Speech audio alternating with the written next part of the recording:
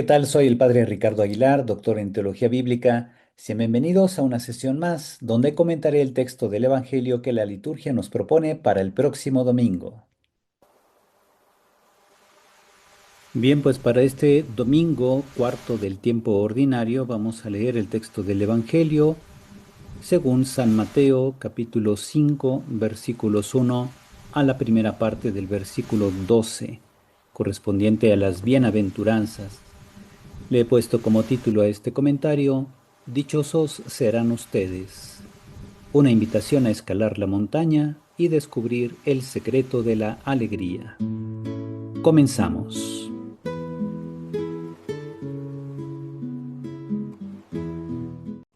Hacemos nuestra oración inicial. En el nombre del Padre, y del Hijo, y del Espíritu Santo. Amén. Padre Santo, te agradecemos por el don de la vida y el don de la fe. Hoy que nos reunimos en tu nombre para profundizar la Sagrada Escritura, te pedimos que nos envíes el don del Espíritu Santo, con el fin de que nos ayude a comprender el sentido salvífico del texto evangélico que estamos por estudiar y lo hagamos vida. Te lo pedimos por Jesucristo nuestro Señor. Amén. Santa María, sede de la sabiduría y reina de la paz, ruega por nosotros, en el nombre del Padre, y del Hijo, y del Espíritu Santo. Amén. Procedo ahora a leer el texto del Evangelio, del Santo Evangelio según San Mateo. En aquel tiempo, cuando Jesús vio a la muchedumbre, subió al monte y se sentó. Entonces se le acercaron sus discípulos. Enseguida comenzó a enseñarles, hablándoles así: Dichosos los pobres de espíritu, porque de ellos es el reino de los cielos. Dichosos los que lloran, porque serán consolados. Dichosos los sufridos, porque heredarán la tierra. Dichosos los que tienen hambre y sed de justicia, porque serán saciados. Dichosos los misericordiosos, porque obtendrán misericordia. Dichosos los limpios de corazón, porque verán a Dios. Dichosos los que trabajan por la paz, porque se les llamará hijos de Dios. Dichosos los perseguidos por causa de la justicia, porque de ellos es el reino de los cielos. Dichosos serán ustedes cuando los injurien, los persigan y digan cosas falsas de ustedes por causa mía. Alégrense y salten de contento, porque su premio será grande en los cielos. Palabra del Señor. Gloria a ti, Señor Jesús. Si les gusta este tipo de contenido, denle like al video, suscríbanse al canal y activen la campanita de notificaciones para que YouTube les mande un aviso cada vez que yo suba un nuevo comentario a la palabra de Dios. Y ahora vamos a continuar. Ahora hablaré un poco de los contextos literario y teológico. En Mateo, las bienaventuranzas forman el comienzo y el fundamento del Sermón del Monte, el primer gran discurso de Jesús en la estructura literaria del Evangelio. Función de este discurso: presentar la ley fundacional del reino.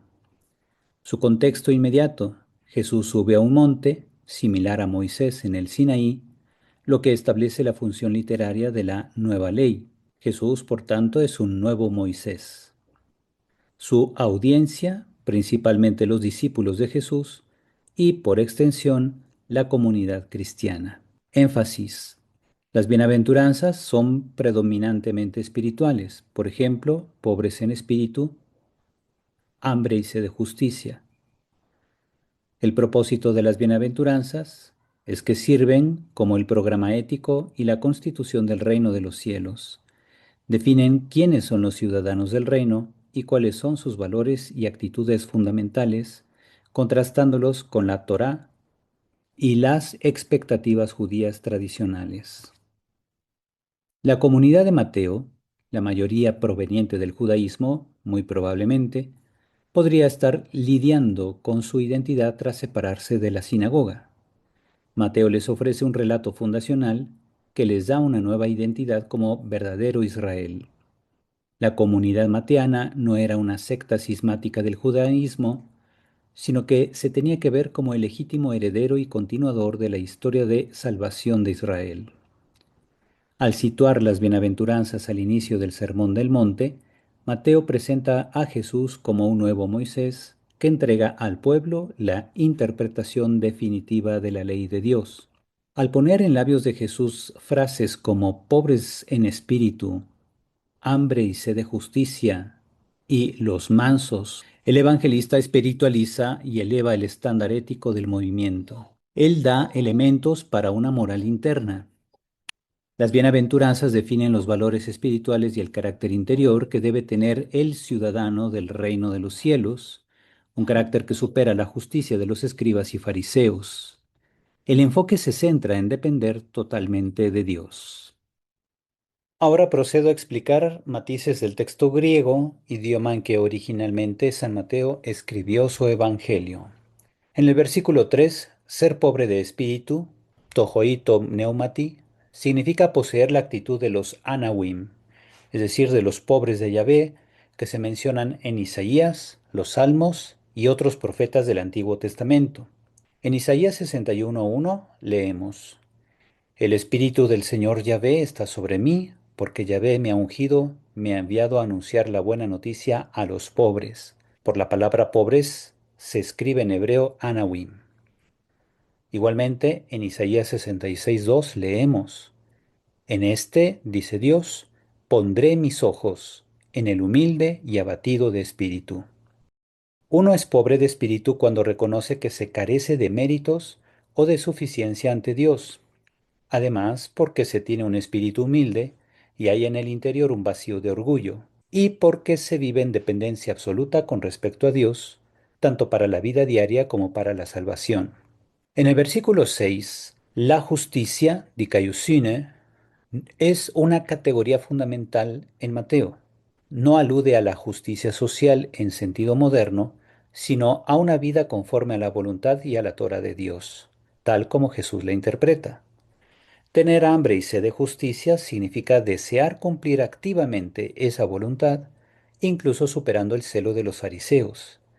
De ahí que los perseguidos por causa de la justicia sean aquellos que sufren oposición por vivir coherentemente según el proyecto de Dios en cualquier forma de persecución.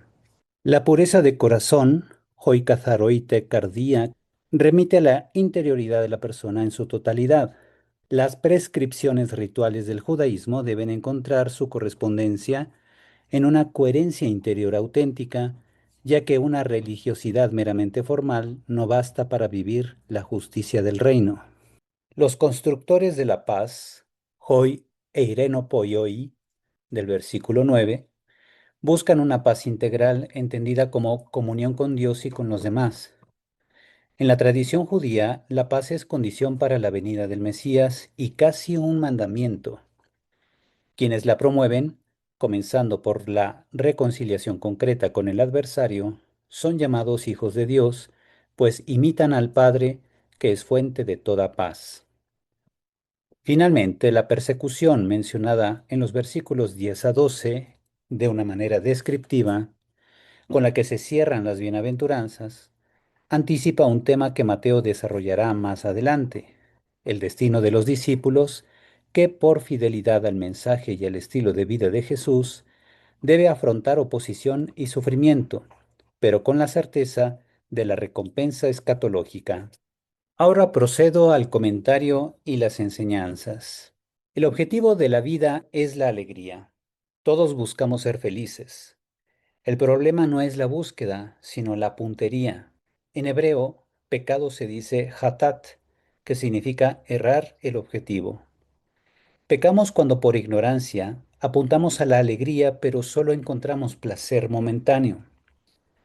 Dios no castiga al pecador por maldad, sino que busca reorientar al hijo que ha perdido el camino a la felicidad. El pecado de suyo provoca, pues, dolor, tristeza, alejamiento con respecto a Dios. Por eso Dios busca reorientarnos y lo hace sobre todo por medio de su Hijo Jesús. Subir a la montaña para ver cómo Dios ve. La vida humana transcurre en la llanura, regida por la sabiduría convencional. Basta la salud, dice la gente. Importa el éxito, nos dice el mundo. Lo primero es el dinero. Hágase millonario leyendo este libro, etcétera. Para Dios esa sabiduría es tontería. Subir a la montaña bíblica no es alpinismo físico, es elevarse para asimilar los pensamientos y sentimientos de Dios. Jesús nos invita a dejar la lógica de la llanura para escuchar su propuesta de felicidad. La primera bienaventuranza, felices los pobres de espíritu. No se trata de la miseria económica, sino de la elección interior de libertad. El instinto humano nos impulsa a acumular y retener. El espíritu nos impulsa a soltar y compartir. Es decir, el Espíritu Santo nos impulsa a no aferrarnos a las cosas.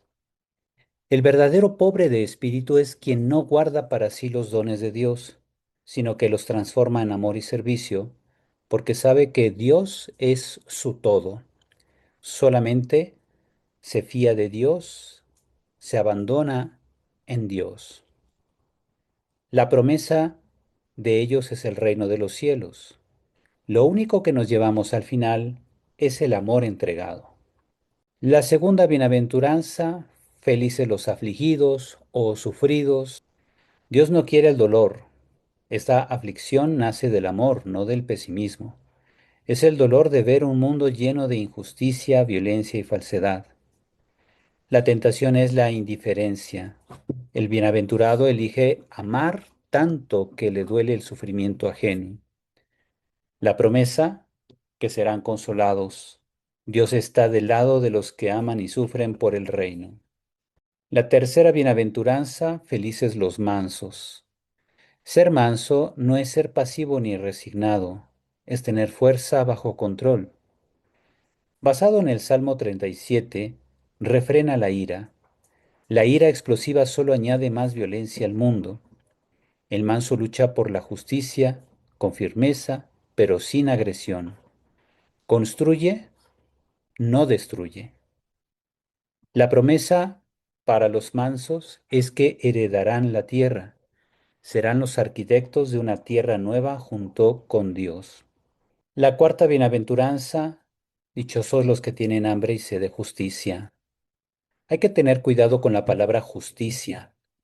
Para los hombres suele significar aplicación de castigo o venganza. Para Jesús, la justicia es el plan de amor de Dios, que todos se reconozcan como hermanos y compartan los bienes. Tener hambre de esta justicia es anhelar vitalmente que el mundo funcione según el corazón de Dios. La promesa para estos que tienen hambre y sed de justicia es que serán saciados. Este destino de fraternidad es lo que Dios prepara. La quinta bienaventuranza, felices los misericordiosos. Dios es Gesed, palabra hebrea que significa amor incondicional, fidelidad de Dios a su parte de la alianza. Su oro puro es la misericordia. La misericordia tiene tres momentos: ver, sentir y actuar. Ver significa no apartar la vista de la necesidad del otro. Sentir, tener compasión visceral. Splagnizomai es un verbo que comúnmente se utiliza para resaltar esta compasión que nace del interior de la persona. Sentir el dolor ajeno como propio. Finalmente, actuar. Actuar significa intervenir inmediatamente para sanar al otro. La promesa que dice Cristo para estos misericordiosos es que alcanzarán misericordia. Sintonizan perfectamente con el corazón de Dios. La sexta bienaventuranza. Felices o dichosos los limpios de corazón. En la cultura bíblica el corazón es donde se toman las decisiones. Un corazón puro es como el oro puro, no tiene mezcla. El corazón impuro es un revoltijo de ídolos, dinero, orgullo, egoísmo, dando órdenes contradictorias en el interior de la persona. El limpio de corazón decide únicamente escuchando la voz de Dios. La promesa para los limpios de corazón es que verán a Dios. Solo la mirada limpia de egoísmo puede percibir la presencia divina. La séptima bienaventuranza. Felices o dichosos los que trabajan por la paz. El término griego usado en esta bienaventuranza es eireno poioi, hacedores de paz. No es la Pax Romana, que es una paz establecida en el Imperio Romano a partir de César Augusto, que implicaba el silencio impuesto por la fuerza. Tampoco se trata de la paz en sentido de la evitación de conflictos. La paz bíblica, o shalom, es plenitud de vida. El bienaventurado crea las condiciones sociales para que todos vivan con dignidad. La promesa para aquellos que trabajan por la paz es que serán llamados hijos de Dios. Se parecen a su Padre que quiere vida para todos. La octava bienaventuranza. Felices o dichosos los perseguidos. Al bajar de la montaña y vivir estos valores, el choque es inevitable. Hablar de gratuidad y justicia en un mundo de egoísmo traerá oposición. La persecución no es una desgracia, es la prueba de que ya no pertenecemos a la lógica del viejo mundo. La promesa de Jesús para los perseguidos por causa de la justicia es que el reino de los cielos es de ellos. El nuevo mundo comienza aquí y ahora, un mundo según Dios. Finalmente, la novena bienaventuranza, cuando Jesús dice, dichosos serán ustedes cuando los injurien, los persigan y digan cosas falsas de ustedes por causa mía, alégrense y salten de contento, porque su premio será grande en los cielos. Esta novena bienaventuranza es como consecuencia del ser perseguidos por causa de la justicia, por eso van íntimamente vinculadas. Con ello Jesús nos promete que el premio del reino de los cielos es para aquellos que se mantienen firmes en medio de la persecución, aquellos que se fían de Cristo en medio de las injurias, que mantienen la serenidad que parte de la fe en medio de las fatigas, en medio de las acusaciones, en medio de las mentiras y calumnias que se levantan contra ellos. De ahí la importancia de pedir siempre a Dios el don de la perseverancia y la fidelidad. Con esto paso a las enseñanzas para la vida. Notamos entonces que hay dos lógicas, la lógica del mundo y la lógica de Dios, y por tanto hay dos destinos, ya sea la frustración y vacío o la dicha y bienaventuranza. Aquí presento una tabla comparativa con respecto a estas dos sabidurías que entran en choque, la sabiduría del mundo contra la sabiduría de Jesús. La sabiduría del mundo busca el placer propio, acumula y retiene, ignora el dolor ajeno, responde con violencia y busca castigo. La persona que vive según estos principios tendrá como resultado frustración y vacío. Por otro lado, quien quiere vivir la sabiduría de Jesús, busca la alegría de todos, comparte y suelta, es decir, no se aferra a las cosas, se conmueve y actúa en favor de otros, construye paz con mansedumbre y busca hermandad. El resultado de su vivencia de la sabiduría de Jesús será vivir en bienaventuranza. Primera enseñanza, la libertad del desprendimiento. Para vivir el espíritu de las bienaventuranzas debemos entrenar el corazón para soltar, para no aferrarnos. Hay que desasir el corazón, hay que liberarlo de las cosas pasajeras y de los intereses mundanos. La verdadera libertad no es tener más, sino necesitar menos para ser felices. Práctica de fe, revisa qué ídolos dictan tus decisiones. Quizá el dinero, la imagen social que quieres proyectar, o el orgullo y soberbia de querer tener siempre la razón y que los demás se te dobleguen. Atrévete más bien a confiar en que compartir genera más alegría que acumular. Dios cuida de quien se ocupa de los hermanos. Segunda enseñanza, la valentía de la empatía. El cristiano no se resigna ante el mal del mundo ni se encierra en su propia tranquilidad. La mansedumbre y la misericordia son virtudes de valientes. Requieren ver, sentir y actuar.